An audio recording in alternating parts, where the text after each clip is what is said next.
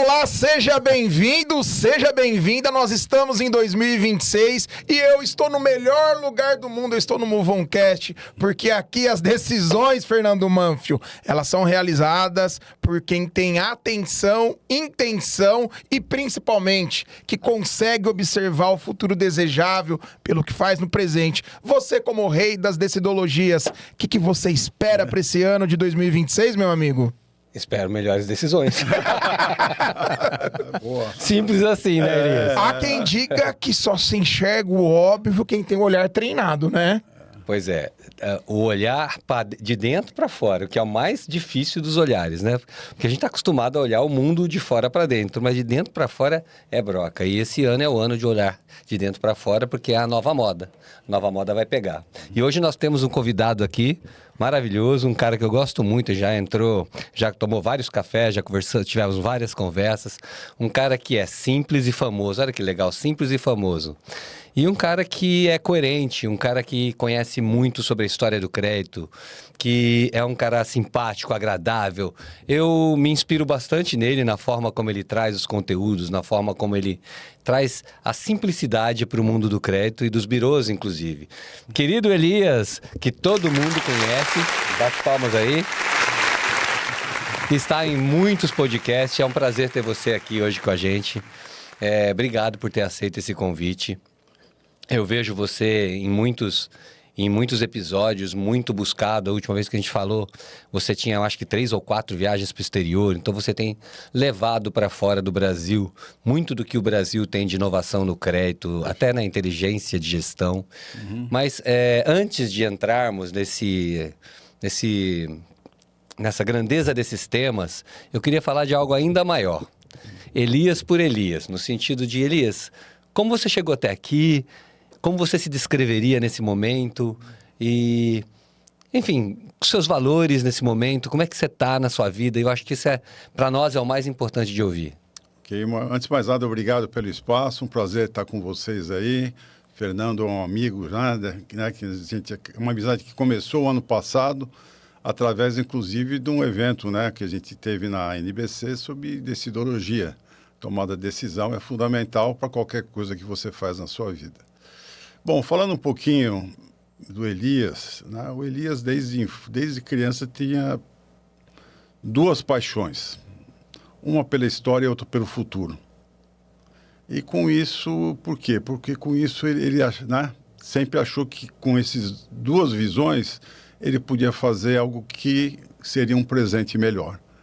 E entre o passado, o futuro e o presente, o nosso maior presente é o presente, né? Então, essas são 2, né, características, né, do Elias, né, como pessoa. E assim sigo, né, me inspirando muito no passado, procurando antever o futuro e fazendo tudo o que é possível, o que é melhor no presente. E de uma forma calma e tranquila, ou não? Ou o Elias é ansioso? Olha, é interessante essa jornada, as pessoas que trabalham, né, com planejamento estratégico, às vezes elas estão 2, 3 páginas na frente. Isso pode ser uma bênção, mas pode ser uma maldição, né? Isso tudo depende de como você lida com isso. Então eu tive que aprender a lidar com isso. E eu tive realmente, na minha vida profissional, trabalhei na área automotiva, numa empresa que o market share de locomotiva era 34%, quando eu saí depois de 7 anos, estava em 84%. E isso aí foi feito através, né, de antever, né, o que estava por vir e traçar realmente um relacionamento pessoal com os clientes, que a gente chamava na época de co-design. As coisas eram desenhadas, né, entre a empresa e o cliente junto. Sentávamos na prancheta, naquela época tinha prancheta, e assim a gente desenhava soluções em conjunto. E nesse processo todo, de trazer essa visão de futuro, de antecipar, eu tive realmente o privilégio de conhecer uma pessoa fantástica, que foi inclusive vice-presidente da Avon, E ele falou, Elias, sabe qual é o teu problema? Você anda 2 passos na frente. Anda só meio passo. É aquilo ali ficou. E daí para frente a ansiedade baixou. Então, aí aquela necessidade de execução rápida não teve que ser modulada, né, pela capacidade dos outros entenderem o que você está falando. Então, o problema não estava com os outros, estava comigo, da maneira de eu saber articular isso de uma forma que as pessoas entendessem, comprassem e se juntassem a uma causa. Elias, você começou como? Você está falando dos seus empregos anteriores, que eu quero fazer uma trajetória do Elias, quando ele começou até chegar nesse mundo aqui que você está hoje, falando de crédito, de birôs, fora do Brasil, etc. Como você construiu esse espaço? Foi uma sequência mais ou menos lógica ou foi várias situações diferentes que foram compondo esse Elias de hoje? Olha, ela tem uma trajetória. Eu, com 26 anos, eu tracei meu plano profissional. Até 40 anos eu tinha que ser diretor. Antes, 45, 48 anos, ser um presidente de companhia. E isso aí norteou a minha carreira. Tá? Tantos anos ser gerente. E assim eu fui, né, trabalhando e para poder alcançar esses objetivos. E na minha formação, eu sou formado em engenharia eletrônica, eu sou formado em engenharia nuclear, eu tenho a pós-graduação na Getúlio Vargas, né, e tenho meu mestrado na Business School, e isso aí traçou minha trajetória também. Eu comecei a minha carreira como pesquisador no CPQD, eu tenho 5 patentes internacionais. Tá certo? Então, eu queria viver a ciência pura, a tecnologia pura na veia, e eu posso falar que eu vivi.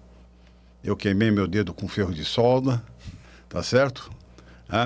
Eu tenho, no CPQD, uma das minhas visitas, que foi, né, teve uma homenagem ao pessoal que trabalhou na primeira central telefônica digital do mundo, foi feita no Brasil.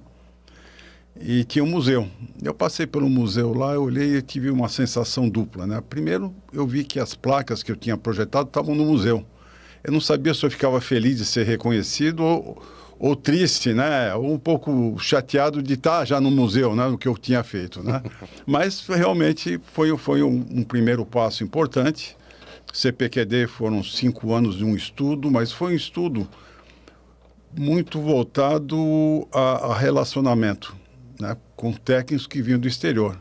O CPQD trazia pelo PNUD os melhores cérebros de tecnologia de eletrônica do mundo, da Suécia, da França, dos Estados Unidos, da Itália, e eu tive esse privilégio de trabalhar com quem conhece muito, e quem conhece muito não tem medo de compartilhar.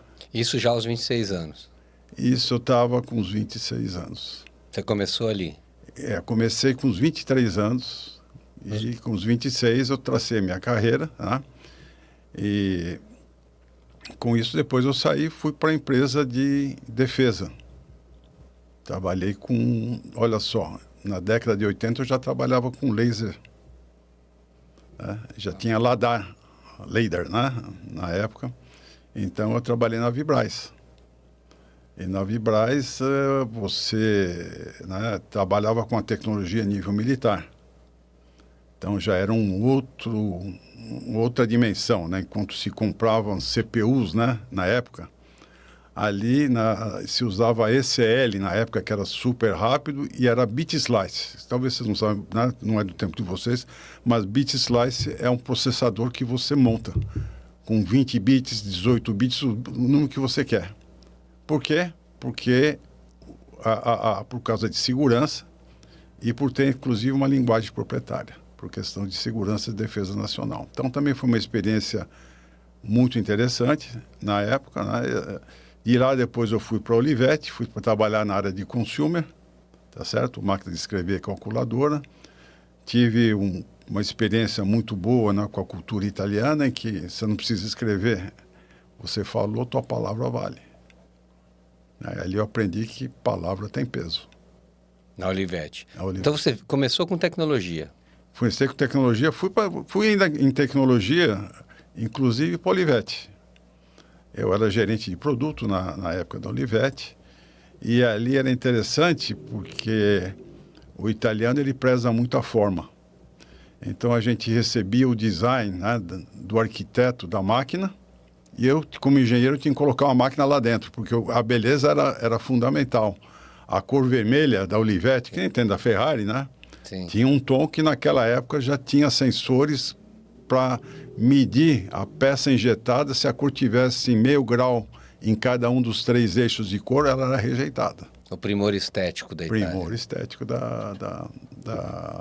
dos italianos, Dos né? italianos, sempre Isso, teve. Continua são. assim, né? Continua assim. E nesse processo inteiro, eu acabei depois indo trabalhar na Motorola. Também fui chamado na Motorola. Na época estavam, né, produzindo celulares aqui no Brasil. Alguém tinha que coordenar a parte de P&D, Research and Development, né? E com isso eu fui para Chicago, vivi 5 anos, acabei fazendo a universidade lá também. E foi uma experiência de vida, né, para mim e para minha família. E meus filhos foram alfabetizados em inglês. Minha esposa teve, né, exposta a uma nova cultura, tá certo? Dá uma abrida, né, na mentalidade. E uma coisa é ser visitar, outra coisa é viver. Então ali já trabalhei na parte também eu era CTO da Motorola para a América Latina. A fábrica da Motorola, o Research and Development Center, eu acabei fundando. Fundei também o Instituto de Pesquisa Eldorado. Por que eu fundei um instituto de pesquisa? Porque na época tinha lei de incentivo fiscal, tá? Então, 60% você tinha que colocar na parte interna e 40% você devia colocar em parte externa. E eu falei, bom, as pessoas falaram, escreve um cheque, né, e manda para o governo. Eu falei, não, vou fazer o seguinte, eu vou fazer algo que eu acho que é transformador. O que é? Educação. E com isso, né, acabei fundando o Instituto de Pesquisa Eldorado e vivendo em Chicago, eu peguei realmente, né, os experts lá em tecnologia, falei, quais são os vetores tecnológicos na área de wireless, né, e principalmente na área de celular para os próximos 5, 10 anos, né, olhando o futuro. Então, eles me elencaram 4 ou 5 disciplinas, eu voltei para o Brasil, aí comecei a procurar as universidades. Falei, olha, eu estou pensando em fazer um programa de capacitação tecnológica, chamado PCT, e a ideia é fazer o seguinte, eu quero ver qual a sua grade curricular, eu vou colocar essas novas, né, tendências aqui, nós vamos fazer um cruzamento, o que faltar a gente complementa. Aí 3 universidades, que eu não vou citar o nome aqui, que as 3 tops, aí eu falei, não, mas imagina, nós sabemos fazer isso aqui. Eu falei, pois não, então vamos fazer o seguinte, você me traz uma proposta desse tema, você me traz do outro tema, e assim foi, os 3 fizeram a proposta. Aí uma delas chegou para mim e falou, olha, eu não consegui fazer. Jogou as cartas na mesa. Tá? O segundo falou, não, eu tenho. Então, eu falei, então, vão lá, eu pago a viagem para Chicago, você vai apresentar lá para o grupo técnico. Tem isso aqui. Falou, cara, isso aqui a gente já faz há 15 anos no Japão. Aí o cara voltou, falei, puxa vida. Né? Aí veio o outro, falou, isso aqui está aqui, a placa, foi isso aqui, já está no chip. Aí eu consegui que a academia entendesse, né, que tinha algo além, né, da que chama do conhecimento deles. E assim eu tracei o programa, foram 2.900 bolsas de estudo. Aqui no Brasil? No Brasil, 10 milhões de dólares investido. Uau. 4 anos. E com isso eu peguei 17 universidades. Falei, não vou pegar só São Paulo, vou pegar o Brasil que tiver. E peguei 17 universidades na época. E depois de 4 anos, reuni os 17 reitores e a gente escreveu um documento de 1.000 páginas e mudamos a grade, né, universitária, né, na área de tecnologia, na parte de wireless. Investi em laboratórios em um, em software no outro. Eu falei, qual é a sua vocação? Eu vou investir na sua vocação. Não dá para você ser bom em tudo, né? Mas pega um tema que eu vou investir, tipo, põe um laboratório, entendeu? Coisa que vale. E esse foi um projeto que me deu muito prazer, né? Deu prazer.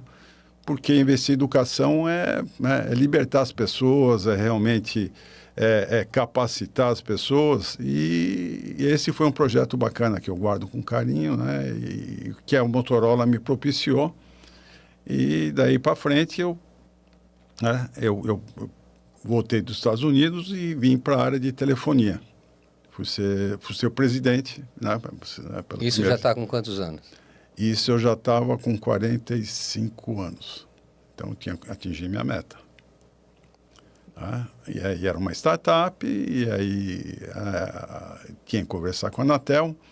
A empresa era pioneira no mundo em telefonia IP. É o que nós estamos vendo aqui agora, né, no WhatsApp. Na época era inovador, caía tarifa, não sei o que mais. Né? Então, essa foi uma primeira experiência que eu tive. Daí para frente, ela realmente não caminhou para um problema regulatório. A Anatel acabou segurando, né, essa inovação em cima dos investimentos das telefônicas que já tinham feito. E aí eu falei, está na hora de eu mudar um pouco. Aí eu criei a minha empresa. Eu tive bastante oportunidade, trabalhei com empresas grandes como Siemens, BellSouth International, dei aula, virei professor, foi também uma escola muito boa, né? Porque eu falava, olha, eu sou um cara abençoado, porque eu sou pago para dar aula para 40 pessoas e eu aprendo muito mais do que eu entro. Né? O bom professor é assim, né? Então foi uma experiência boa nessa trajetória.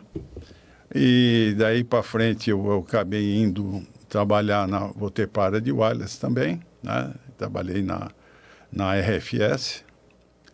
Também peguei a empresa realmente com acho que era cerca de 28 milhões de reais, em 4 anos foi para 100 milhões de dólares. Pegou a América Latina inteira. E com isso, né, fechou o projeto, tá certo? E aí me chamaram no AT&T. Eu fui o general manager aqui da AT&T, né, o gerente delegado, né? Cuidava da América Latina. Aí peguei a AT&T também, aí estava com EBITDA de menos 17%. Falei, tá bom. Em 1 ano e meio eu zerei, e em 3 anos já estava com 8% positivo. E aí você vai falar, puxa, mas como é que você fez um negócio desse? A AT&T era uma das maiores empresas do mundo, e ela era organizada com, como é que se diz? 18 linhas, não de negócio, de processo. Parecia um exército, que é orientado para a Força Armada, é orientado para o processo. E os processos não se conversavam. E aí o que eu descobri? Falei, se eu conseguir fazer essas pessoas conversarem, e eu sabendo o que o pessoal de venda tem de dificuldade, a gente vai se acertar. E assim saiu. Foi o co-design que eu fazia em automotiva, acabei fazendo um co-design na área de telecomunicações, né? Mas não externo, mas interno. E coloquei os 18 pessoas num board e começamos a conversar e discutir problema de negócio. E aí a coisa caminhou. E nesse processo inteiro, depois me chamaram, aí desemboquei no crédito. Fui para a Equifax. Chegou no crédito. Cheguei no crédito. Pronto. E aí eu falei, puxa vida, o pessoal me chamou. Eu falei, olha, posso fazer uma pergunta, né? Você me selecionou tudo bem. Por quê? O que chamou, né, atenção, né? Porque eu não vim da área de crédito, né? Ele falou, a gente olhou sua trajetória e a Equifax estava num processo, né, de se reinventar, e a gente viu que você tem uma trajetória de sucesso em pegar coisa mais ou menos, né, que não está andando tão bem e levar para um outro patamar. Eu falei, bom, então vamos lá, mas eu vou ter que aprender, e assim foi. E trabalhei na Equifax até uns 8 meses, a gente começou a reverter, né, os resultados, e aí acabou tendo a fusão. A fusão foi para a Boa Vista. Aí a Boa Vista eu fiquei no conselho durante uns 3, 4 anos. Né? E, ao mesmo tempo, a Equifax foi uma tremenda, como é que chama? Parceira, né, na minha carreira, porque ela falou, olha, você vai virar o Senior VP da área internacional da Equifax, na área de marketing e estratégia. Era tudo que eu precisava. E aí eu fui exposto para a internacional, E também redesenhei a área, né, junto com o presidente da área internacional. Não existia separação entre vendas e marketing, existiam, né, uns desenhos, e aí foi todo redesenhado, foi implantado, e com isso estava rodando. Falei, bom, está entregue. Aí falei, bom, mais um capítulo fechado, aí me chamaram, né, olha, a gente está criando uma associação, nós estamos precisando que o setor se dê uma estruturada, né? E na época tinha os maiores, né? Era Boa Vista e, aliás, Serasa e Boa Vista, né? Eram os dois maiores ali. E me entrevistaram, tudo, vai tá bom. Falei, olha, eu, né, não tenho problema, né? Vai ser desafiador, né? Estruturar um setor. Mas eu tenho algumas considerações. Eu trabalhei no governo, né? Eu já fui regulador na Telebrás, escrevi normas, né? Eu só me sinto confortável em trabalhar aqui com vocês nessa missão se eu trouxer algo que seja bom para o país e bom para o setor. Se não for bom para os dois, eu não consigo... Né? Eu sou que nem cara de vendas, eu não consigo vender algo que eu não comprei. Tá? E eles toparam. Eu falei, não, você tem liberdade. Tá? E falei, então ótimo. Então, daí seguimos a trilha da NBC.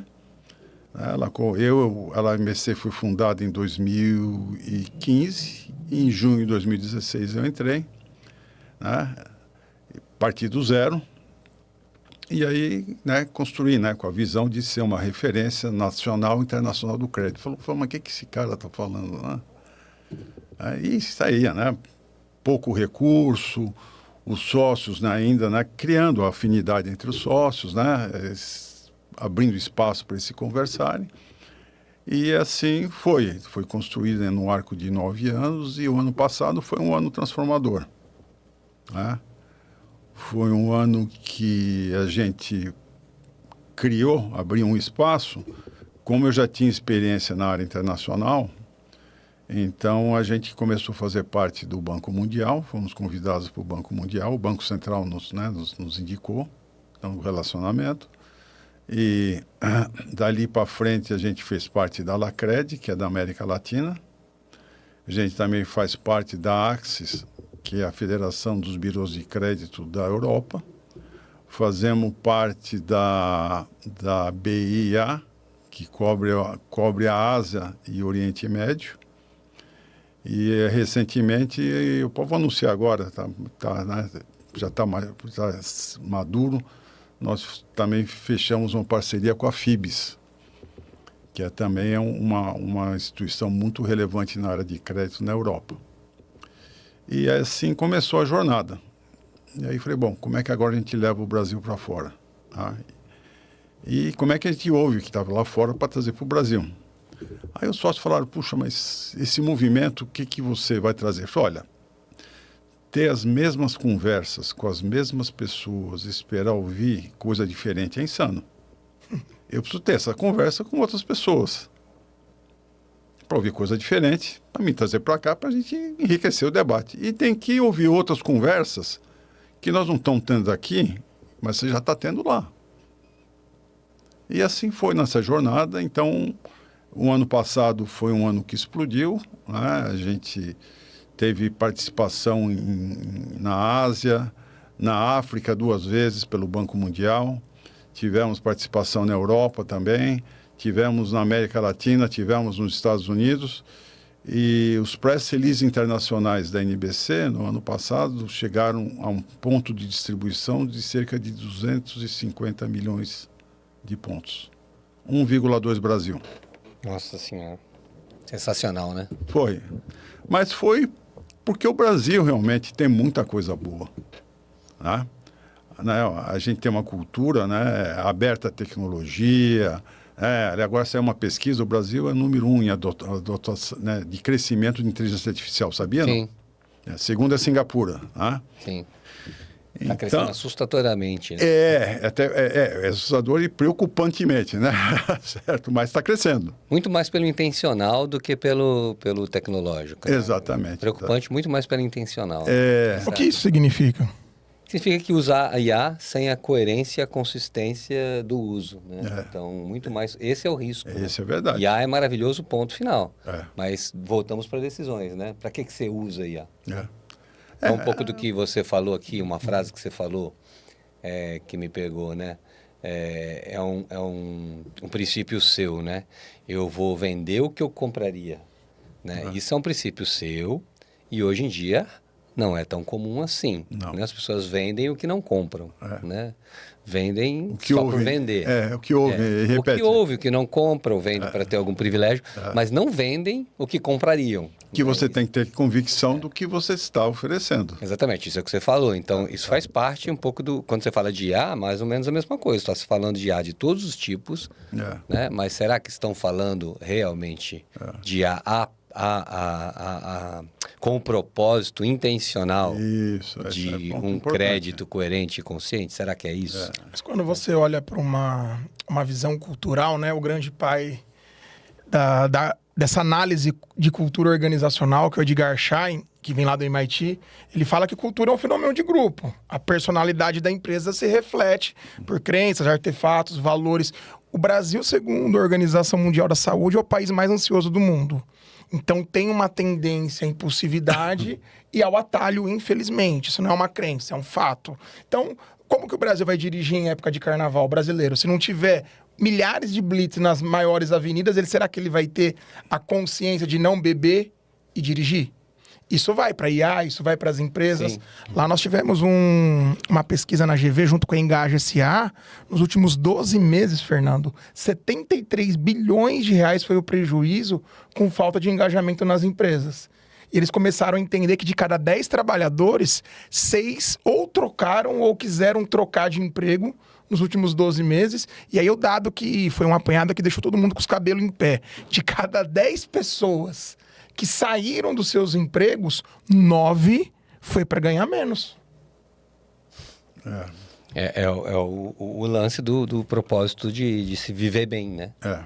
Porque a gente percebe bastante aqui no Movoncast que tem esse fio condutor de como pessoas de sucesso, pessoas relevantes, constroem a sua jornada. E a gente percebe, Fernando, essa particularidade em deixar um legado, deixar algo é gostoso. Infelizmente, passaram 30 minutos, ou felizmente você fala, fica aquele gostinho de quero mais, de saber mais da pessoa, só que pensando numa maneira macro, Brasil, infelizmente, por falta de educação, por falta de oportunidade, você sabe a minha trajetória até aqui, o quão desafiador é, mas eu tenho grandes amigos que não leem um livro no ano, não vão para um bootcamp, não investem cognitivamente. Tem um estudo que fala que 85% dos brasileiros, por 2 anos consecutivos, não compraram um livro. Pois é verdade. E você tocou num ponto importante, né? Que o propósito é o que impulsiona.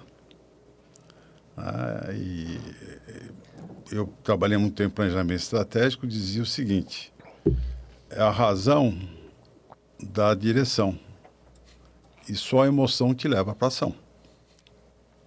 Então, adianta você ter algo fantástico, né? Um framework bacana, bonito, se você não despertar a emoção... Não está conectado com você de dentro. Não vai. Então, foi algo que eu sempre trabalhei também em planejamento estratégico. Eu tenho que vender, né? Tá certo? Agora, sem ter um propósito claro e alinhado, você não consegue. Eu chamaria, o que você está chamando de emoção, eu chamaria até de uma conexão interna com a sua energia, né? Aqui você está chamando de emoção, porque quando a gente fala de emoção, às vezes a gente sai de um viés aí que muita gente tem decisões emocionais completamente... Vibração, não estão conectadas. Isso, é uma questão mais de vibração. É verdade, né? Em sintonia. Muito mais vibração, porque a hora que você fala com orgulho, não só da sua carreira, né? E nesse momento da sua vida, você tem sido quase que um embaixador brasileiro para falar do mundo financeiro lá fora. E com esses valores que você tem, isso para a gente é um alívio e um sossego, né? Poderia ser uma pessoa completamente diferente, falando de finanças de outra maneira, sendo embaixador do Brasil, né? E graças a Deus não é. né? É você, uma dessas pessoas que está colocando o nome do Brasil, principalmente do crédito, lá fora. A gente tem um mercado de crédito interessante, porque parece que o crédito chama pessoas mais coerentes, não é? mais conscientes. Não sei se é porque crédito significa confiança, eu não sei porque está explícita a relação humana, né? E que muitos outros mercados não têm muito essa consciência. A gente já fez, bom, o ano inteiro a gente fez de podcasts aqui, e você vê uma linha de coerência e padrão, consciência, né? um padrão de honestidade, né? Aquele negócio de você falar a sua verdade, né? De você ser verdadeiro com você e com o outro, não é? Você tem um pouco desse padrão, você é mais um que comprova esse padrão que o mundo do crédito, principalmente as pessoas que trabalham no mundo do crédito, com crédito e dados, né? Esses caras têm, de alguma forma, uma conexão com esse lugar consciente. Você tem que sair, na minha visão, olhar o crédito além da dimensão financeira. Então, é isso. Então, esse é o ponto. O propósito, né? Para que serve o crédito? Tá certo? Né? Existem, né, entidades privadas que têm os seus objetivos financeiros. E aí eu também sou membro do Conselho Consultivo da Secretaria Climática de São Paulo. Então, eu dou aula de ESG, inclusive, na Getúlio Vargas, né, na formação de conselheiro consultivo. Aí entra uma dimensão nova, a sustentabilidade. A sustentabilidade vai muito além de abraçar árvore, né? Eu adoro abraçar árvore, tá certo? Mas a sustentabilidade vai além de abraçar a árvore, além da natureza. A sustentabilidade é um conceito que se aplica na sua vida. Sim. Tá certo? Eu quero ter uma relação pontual ou não. Então, eu sou descendente de libanês. Meu pai, ele vendia na 25 de março. E vendia na Rua Oriente. Então, nas minhas férias, eu ia com meu pai lá para ver como é que ele fazia para vender, o que ele fazia. E aí eu aprendi muitas coisas, né? Por exemplo, ele ia na loja de um amigo dele e falou, olha, tá aqui, eu vou trocar mercadoria porque esse cara está em concordata. Eu falei, pai, o cara está quebrado. Ele falou, mas é por isso mesmo, ele é meu cliente há 20 anos. Eu tenho que trocar mercadoria para que ele consiga vender e ele se levante. E aí ele consegue me pagar. É a inteligência da conexão coletiva. Né? Exatamente, entendeu? Então esse era um ponto, né? Eu ia com meu pai e meu pai, né, era formado em contabilidade, mas trabalhava na área de vendas. E essa relação, né, a dimensão humana, né, atrelada ao fator econômico, ele é fundamental porque a economia é uma ciência, né? E não é uma ciência precisa. Né? Ela também tem a sua dimensão humana e comportamental, tá certo? Então, eu acho que o que eu tenho levado para fora também, e foi um ano que teve muita chamada da NBC, é falar de IA, mas não de IA, mas da parte humana que está ligada a isso. E é hoje que está entrando no tema desse ano. E é por isso que você está aqui no podcast. Não, mas é interessante, porque eu tive na Felaban, um negócio tremendo, 1.900 pessoas do setor financeiro, do setor bancário. E eu falei, mas por que você me chamou para vir conversar aqui? Ele falou, cara, você está fazendo uns discursos que ninguém está fazendo. E aí eu tive num painel junto com a Swift, o cara de inovação do Swift, tá? Americano. Tive com um cara de inovação da JP Morgan. E os caras, o pessoal falando, eu falei, tá bom, vou participar do painel. Eu falei, vocês querem falar de Bit Byte? Pode falar. Eu também podia falar de Bit Byte, mas sabe... E eu falei, não, olha só, quais são os riscos que tem, como é que você estrutura uma governança, tá certo? Qual é o modelo que você faz esse tipo de... Como é que você encaixa uma nova cognição no processo produtivo? Qual o skill do futuro, como é que vai se transformar?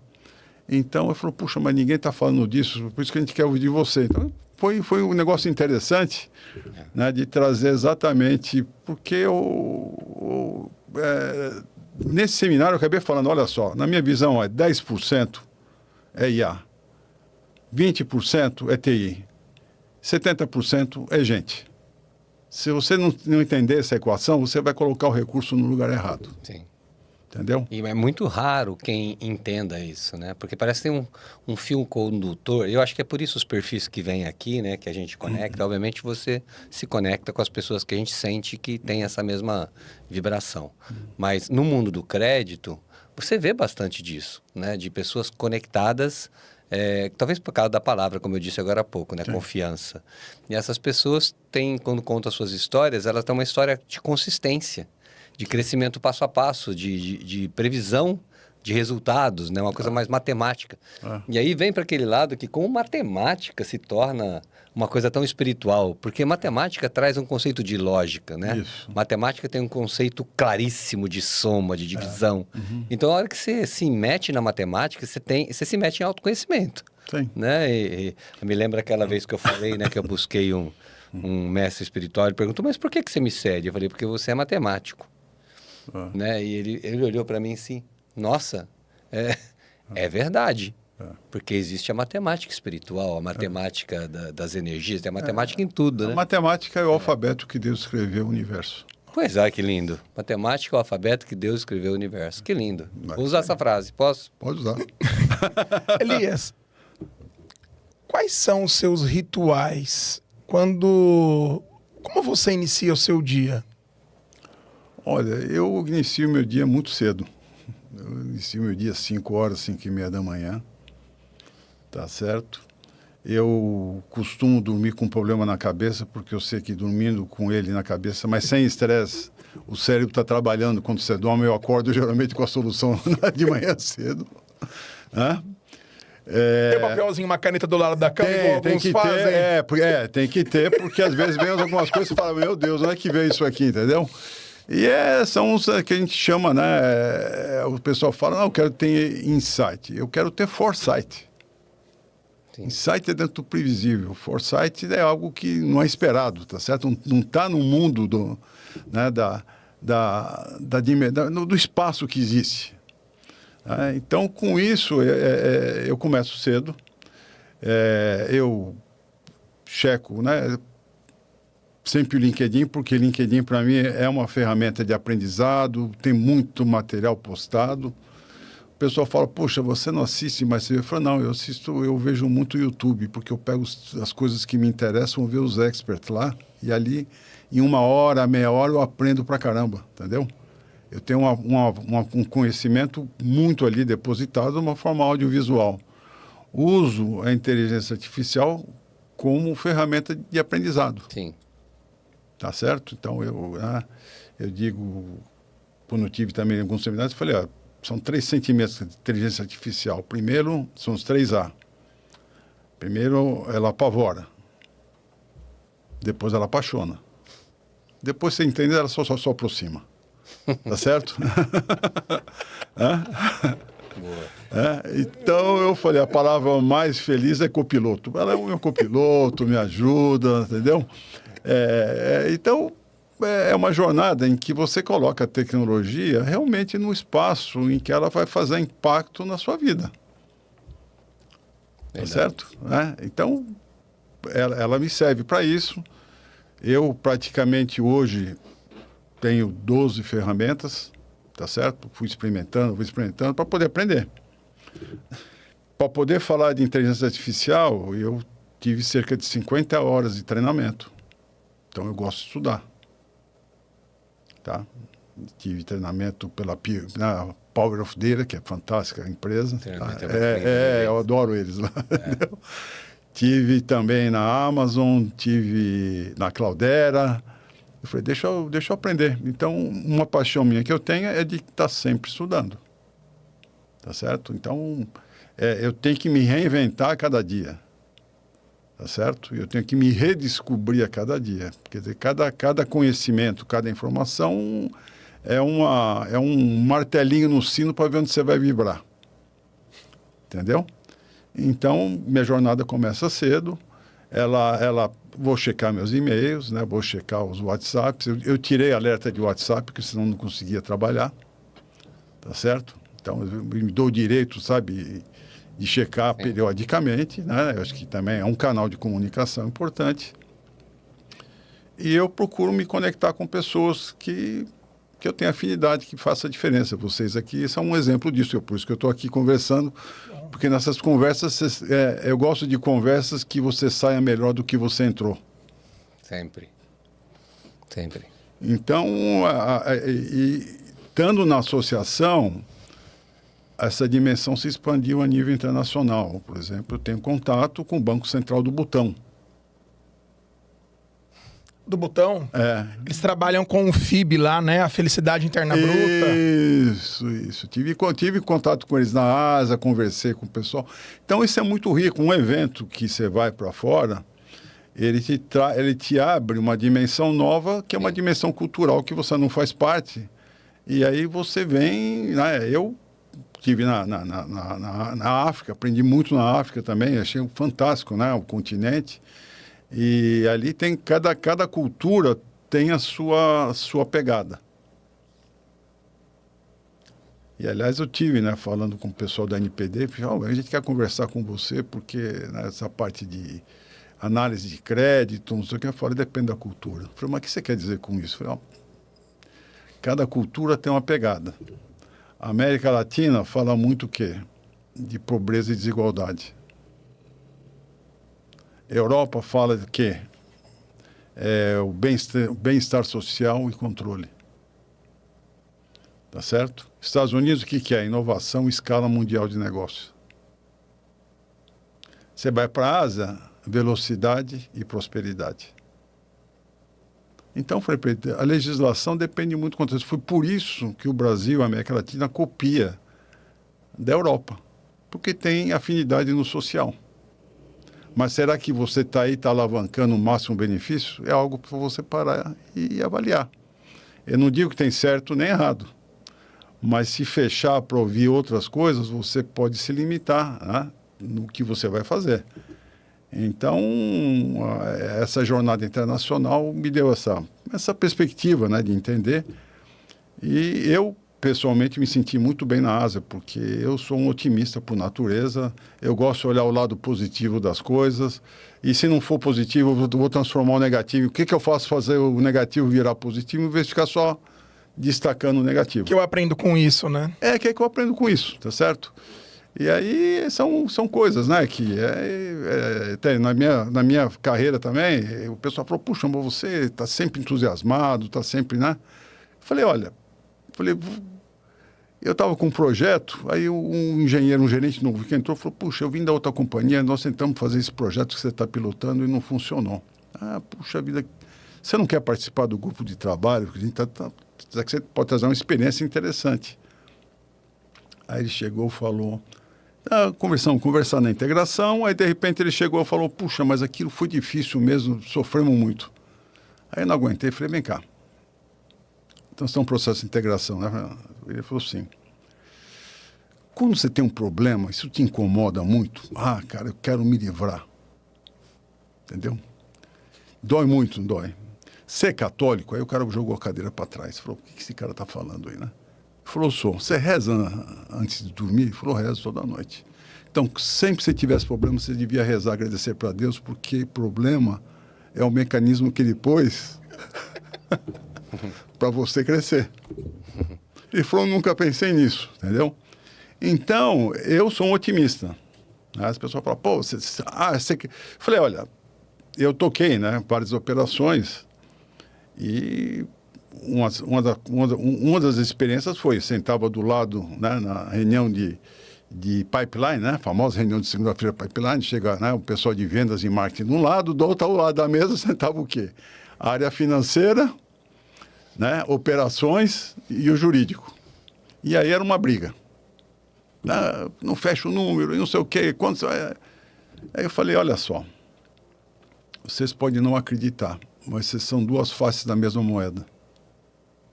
Ele falou, o que você quer dizer com isso? Eu falei, vocês aqui do lado direito, né, operações, finanças e o jurídico, né, vocês têm que ver, né, para crer. Esses caras do outro lado, eles têm que crer para ver, pô. Então, se vocês conseguirem trabalhar junto, a gente vai conseguir deixar essa moeda em pé. E assim foi a transformação que foi feita dentro da Equifax. Bom, Eu estou observando você falar aqui, estou tentando te provocar com os alicerces que te trouxeram até aqui. O primeiro que me vem mais ou menos claro, eu ouvindo em praticamente tudo que você fala, tem 2 ou 3 já aqui para minha cabeça. Um deles eu chamo de lógica. Aparentemente a lógica faz parte do seu cotidiano. Faz. O tempo todo lógica. A gente falou de matemática, então está conectado com lógica. Tudo que você fez, tudo que você faz tem que ter lógica. Sim. Certo? A segunda, obviamente, é a intenção. Né? Essa está clara também. Intenção clara, lógica como fio condutor. E eu sinto Eu estava tentando achar a palavra melhor.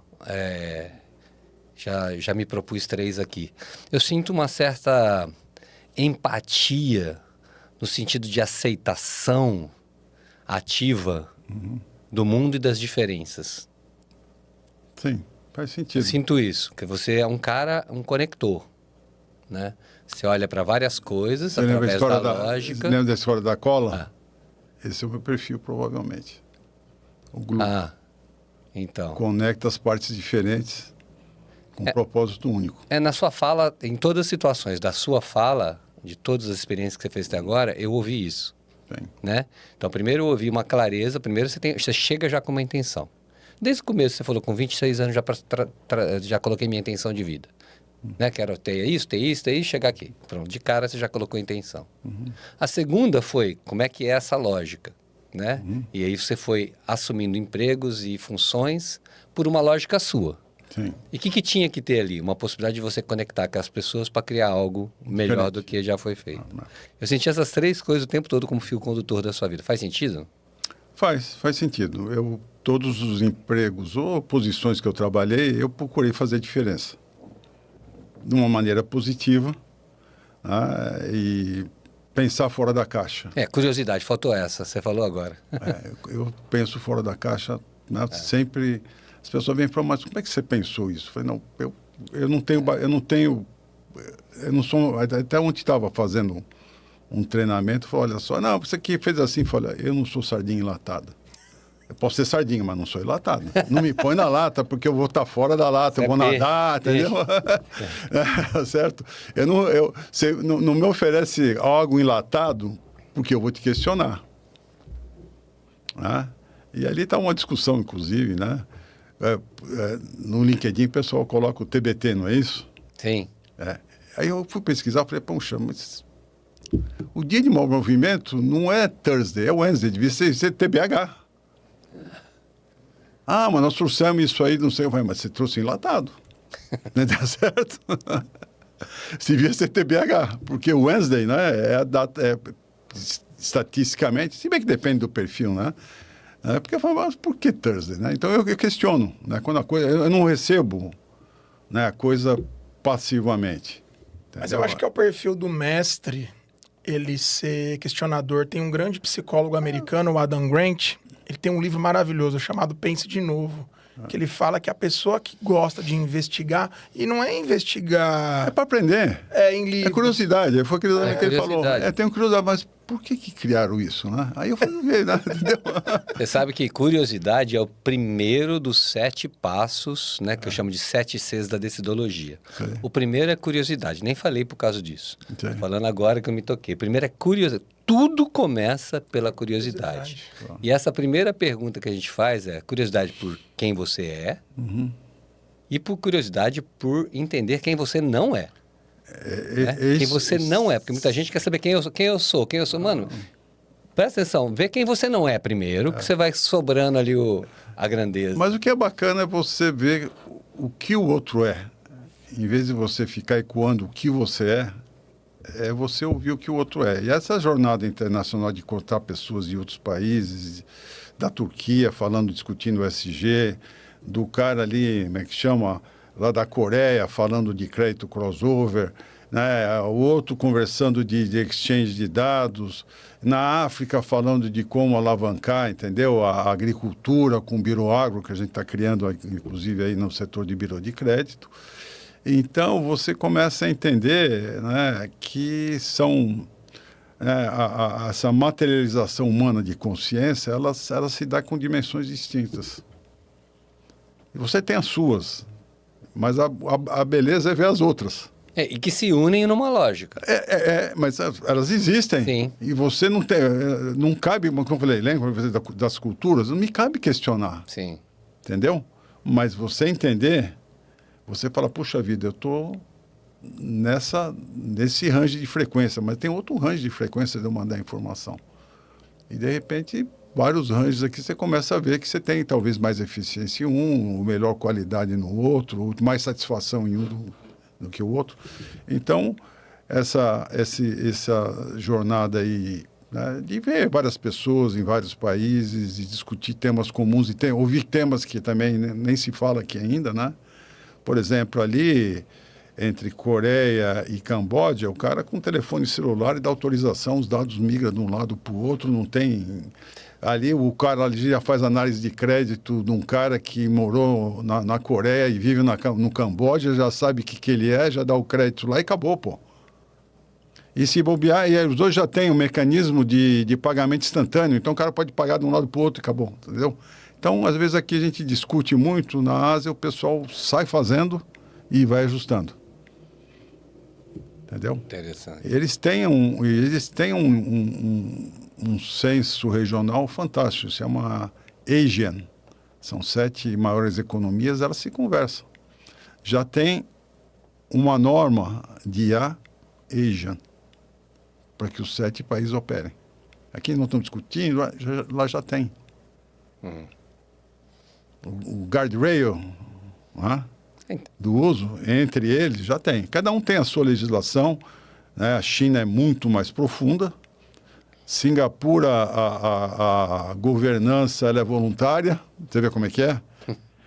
Mas eles criaram um comum, que os 7 acreditam, e daí para frente vai. Acabou de falar de intenção única ali. É verdade. Nós temos dificuldade de ter a mesma intenção aqui no Brasil, né? Fernando, tem aquele momento desafiador pro facilitador, né? Aqui, aquele momento que eu espero que tenha um novo encontro, porque esse episódio, assim como todos, a sua agenda é muito poderosa. Ele tem. Eu primeiro quero agradecer a você, espectadora, espectador que nos acompanha, que nos apoia. Grandes empresas têm passado por aqui. O podcast hoje ele é um diferencial, ele posiciona 78% das empresas tomaram decisão em 2025 através de podcast. Quando a gente pensa num ano eleitoral, nós sabemos a potência que essa mensagem leva para grandes empresas, pessoas. 44% dos brasileiros escutam pelo menos um podcast por semana, indo para o trabalho, voltando para o trabalho. Então, eu acredito que esse encontro ele vem para cumprir o propósito do Movoncast. Eu tenho uma pergunta para você, Elias, mas antes eu quero passar para o Fernando. Muitas pessoas viram para mim e falam, Gabriel, eu entendi que o Movoncast tem a ver com tecnologia, com crédito, desenvolvimento humano. Explica para nós um pouco sobre esse movimento. Então eu peguei todas essas perguntas e trouxe para você, Fernando. Explica para nós sobre esse movimento do Movon, o Movoncast. O que valeu a pena para você em 2025 participar dessas conversas maravilhosas e as suas expectativas para 26. E eu tenho uma pergunta para você de saideira daqui a pouco. Muito do que foi falado aqui, da forma como Elias falou, traz um pouco desse movimento, né? Sim. É que esse movimento, e por isso Move On tem uma simbologia por trás muito forte de movimento mesmo, que é um movimento de conexão, né? De coesão, né? Todos nós a partir da mesma intenção. Todos nós com lógica criando nossos negócios, que se conectam, todos se conectam na intenção. Né? A intenção é a raiz de tudo. E aí o movimento de cada um é diferente.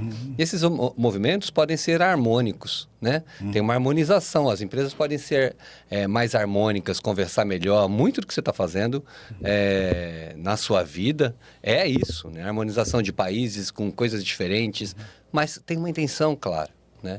E eu sinto que muita gente perdeu a intenção, né? Só que um dos detalhes mais importantes, não é colocando a pessoa como algoz porque ela perdeu a intenção, mas muitas pessoas não estão percebendo, né, como descobrir a sua própria intenção, estão ignorando, porque estão vivendo aqui, no IA. né? Na inteligência artificial, esquecendo a inteligência humana, né? Que é 70% da nossa base, como Elias trouxe, né? Então, eu acho que o propósito da decidologia, que também é um movimento, né? Decidologia, o que é? Esse movimento. Balança a sua cabeça para você ver que lá dentro tem um monte de coisa que não serve para tomar certas decisões. Né? E daí a gente começa a perceber esse lado emocional, né? Que vai contaminando a gente e a gente toma decisão na inconsciência. Então, esse movimento é um movimento de conscientização de como a gente decide o mundo, porque o mundo só acontece a partir das nossas decisões, né? Ou de Deus ou nossa, né? Das duas, uma. Né? Então, eu acho que a Deus compete a Deus, né? E a nossa compete a nossa. Né? A nossa parte ninguém pode fazer, né? A gente tem que fazer, Faça né? a sua parte. Então, eu acho que esse movimento é isso. Então, trazer pessoas como Elias aqui, que fala, tá para ficar 7 horas com ele falando, né? De toda a experiência que ele tem. E realmente eu queria que você voltasse. Quero também te convidar para estar com a gente no MoveOn. É 26 de maio, tem que conferir sua agenda aí. Vamos lá. Onde você estará. Vai ser um prazer aí. Eu já tinha falado isso para você, né? Lá, que esse ano você ia estar com a gente, se você pudesse. Dia 26 de maio. Vai estar com a gente. Aliás, 26 de maio, Fórum MoveOn, esse ano, né? Já está com data marcada. Vamos estar lá fazendo podcast também. Então, acho que é isso. Acho que eu respondi, né? Vou dar tempo para o Elias responder a dele. Mas acho que o movimento é isso. Deixar organizado para a próxima vez que ele vir separar umas 8 horas. Eu só fiz 3 perguntas. Faz 8 etapas. Elias. Não me dá o microfone, que é complicado. É um grande presente estar aqui. Se você pudesse sintetizar, é uma pergunta profunda e intencional e complexa. Escolher 3 grandes mestres, 3 grandes pessoas que marcaram a sua vida, que te tornou uma pessoa melhor. Quem são essas pessoas? Bacana. Você sabe que eu já me fiz essa pergunta. E sabe quem? Uma delas, né? Elas aconteceram na minha jornada de trabalho, tá certo? Em que eu tive chefes que me desafiaram.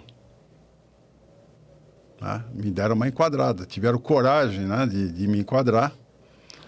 E esse enquadramento fez toda a diferença na minha vida. Eu falei, puxa vida, né? Eu estou falando isso aqui, o cara falou, pô, mas por que você acha isso? O que você pensa que você é? Ou coisa que o vale, entendeu? E aquilo me chacoalhou. E depois de 20 anos eu encontrei uma delas. Fui lá, abracei e falei, puxa, você fez diferença na minha vida. Pô. Ele falou, mas aquela reunião que nós tivemos na Vibrar, em São José dos Campos, né? Que eu estava com a minha... Né? Ser jovem, né? Aquele entusiasmo, aquela convicção acima do normal, né? Até um pouco até disso, né? Quase que uma soberba, né? Você soube me enquadrar, você soube me enfrentar, né? E você teve coragem de me enfrentar, tá certo? E isso me pôs para refletir e eu, né, dei mais uma caminhada. Eu me lembro num dos casos, estava na área de automotiva. E ali eu recebi um desafio na Fiat, na época, era uma caixa de fusíveis. Eu tinha que fazer a caixa de fusíveis em 3 a 4 meses e demorava 8 a 9 meses. E eu estava voltando com o presidente da companhia, falei, puxa, né, temos que esse negócio vai ser complicado, né? Ele falou, é verdade, foi por isso que a gente contratou. E eu falei, puxa, é verdade. E aí, o que eu fiz? Falei, eu tinha que fazer isso em 3, 4 meses. E demorava 8 meses. Na época, o que eu fiz? Tinha prancheta. Peguei a prancheta do cara que desenhava, a parte plástica. Coloquei do lado a prancheta do cara que fazia a ferramenta. Então, enquanto um fazia um, já estava desenhando o outro. Eu tinha, naquela época, um bom contato com o pessoal da empresa da Coreia. De noite a gente mandava os files para o cara da Coreia. A Coreia, enquanto a gente estava dormindo, ele estava projetando. Quando eu recebi de manhã, ele abria e dava ajustada e aí continuava. Então a gente tinha dupla jornada. A gente trabalhava 12 por 12. Então, falei, com isso a gente entregou em 3 meses e meio. Uau! Mas por quê? Coloquei nas áreas que não se falavam para falar e pensei fora da caixa. Enquanto um está dormindo, o outro pode estar trabalhando. Então, eles trocavam informações na passagem dos arquivos. Enquanto o cara dormia, o o projetista coreano estava avançando ali no desenho, fechava, avançava, devolvia para cá, ele pegava de manhã. Com isso a gente trabalhou em paralelo. Então eu digo para você que o cara falou o seguinte: eu te contratei para isso, por isso, né? Se fosse fácil, você não estava aqui, tá certo? Então esse foi um cara também que me ajudou, né, a mover realmente o propósito, né, de não ficar reclamando, de trabalhar muito mais no mundo da solução. Porque eu dizia para ele o seguinte: olha, o mundo não é linear no planejamento, concorda? Mas ele também não é linear na solução, pô. Então você planeja com uma linearidade. Acontece uma não linearidade, você vem com uma outra não linearidade e ajusta a rota. Sim. Então, sabe? Então, eu planejei, mas e outra coisa, né? Planejamento é uma trilha, não um trilho. Outra coisa também, pessoal, planejamento é uma trilha. Não, é uma trilha. Não é um trilho. Porque no meio do caminho, né, todas as suas hipóteses aí podem ter mudado. Ou o mundo mudou, não é o cenário que você previu. Então, essa flexibilidade, né, nas suas operações, nas suas decisões, na maneira de ver, né, o que está acontecendo, era fundamental. E não ter medo de agir, né, cara? Tem que tomar decisão, vai lá e... Você pode até errar, mas você decidiu. Muito bom. E ele falou os 3? Acho que sim, não? Ou não? Foram 2? 2. Olha, quem também me ensinou muito também foi o presidente Foi o presidente, olha só, foi numa conversa que eu tive com o presidente, o CEO da Cargill. O cara sentado ali, né? E eu fui selecionado, está sendo um processo de seleção para ser um CIO com viés de negócio. E os caras precisavam de um cara da América Latina que tocasse, que não fosse só tecnologia, mas que visse negócio. Aí ele falou: você vai ter 15 minutos com o CEO da Cargill. O cara sentado em 140 bilhões de dólares, tá? Que é a maior empresa privada do mundo. E aí eu cheguei para ele e falei: puxa vida, né? Você me entrevistou todo, você tem uma pergunta para mim? Eu falei: eu tenho. Qual é a sua receita de sucesso? Aí, como bom anglo-saxão, ele foi lá no fundo, assim, olhou, voltou e falou 2 coisas: resultado e empatia. E aquilo ficou também. Então acertei de falar empatia também naquela hora. Tá? Muito bom, muito bom. Então, ter resultado sem empatia... Não... E aí o negócio ficou na minha cabeça. Eu falei: puxa vida, isso é uma arte, né? Sim. E deixar um rastro de sangue é fácil. Né? É doloroso tudo, mas se for conseguir fazer isso com empatia, é uma arte. Então, esses foram os 3 caras que me marcaram aí nas conversas aí. Muito bom, muito bom. Muito obrigado por estar aqui com a gente hoje. Infelizmente, vamos ter que encerrar esse papo. Até breve, né? Até breve. E conto com você lá no fórum. Vamos também, lá. ver se você pode. Grande estar prazer com a de gente. estar com vocês aí. Realmente, vou confirmar, né? Vou estar saindo aqui melhor do que entrei. Então, muito obrigado pela E oportunidade. nós também, viu? Obrigado. E é para vocês. Eu procuro hoje gastar meu tempo, investir meu tempo, né, aprendendo e não tem aprendizado melhor do que estar gente, né, perto de pessoas que podem te inspirar, que podem te chacoalhar, né, no bom sentido, e pode te colocar para pensar. Muito bom. Muito bom. É isso aí, tá bom? Então, muito obrigado aí. Tamo junto, Tamo estreamos. junto. Primeiro Movoncast 2026. 2026. Começamos alto. Nossa, eu tô aqui emocionado, Essa era a feliz e proposta. grato. Começar já lá em cima. Pra você que nos acompanha, esse é o Movoncast, porque o futuro, Fernando Manfio, é escrito por quem sabe decidir. Vamos juntos e até mais! Até mais. Até logo aí.